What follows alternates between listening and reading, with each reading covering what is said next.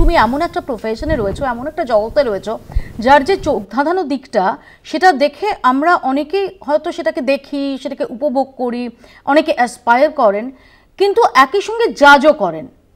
কারণ কে কি পরলো, তার পোশাক কতটা রিভিলিং হলো, সে কিভাবে র্যাম্পে হাঁটলো, বা সে কিভাবে পর্দায় এলো, এই প্রত্যেকটা মুহূর্তে জাজড হওয়াটা, সেটা কি আদৌ বদলাচ্ছে নাকি যেখানে ছিল সেটা, মানে আগে যেমন মানে মহিলারা সিনেমায় নামলে তাদের নিচু চোখে দেখা হতো, সেখান থেকে আমরা সেই 100 বছর আগের সেই সময় থেকে আমরা বদলাতে পেরেছি?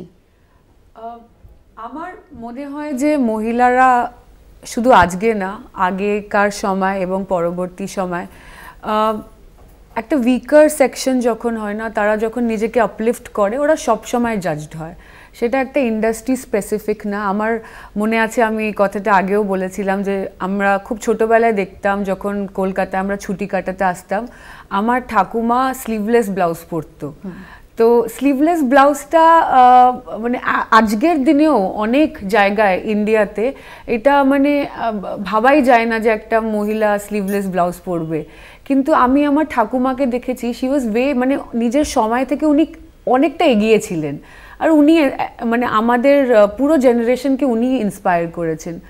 আমার মনে হয় যে আমি একটা খুব ইন্ডিপেন্ডেন্ট, খুব একটা মানে আমার মা বাবা আমাকে খুব ভালো স্কুলে, ভালো কলেজে, খুব ভালো এডুকেশন দিয়ে, ওদের ইচ্ছা ছিল যে আমরা আমাদের জেনারেশনটা একটু ফরওয়ার্ড হয়।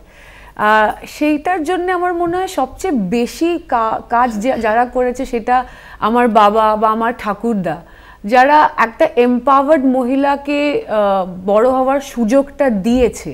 কেন কি ওই সময় সুযোগটাই মহিলাদের দেওয়া হতো না, তার জন্যই আমরা মনে হয় আজকে কোথাও না কোথাও গিয়ে উইমেন্স ডেটা সেলিব্রেট করি, যে আমাদেরকে একটা ইকুয়াল অপরচুনিটি দাও, তারপরে আমরা কি পড়ি, কি বলি, কি খাই বা কি শুনি, সেটা কোথাও না কোথাও গিয়ে ম্যাটার করে না।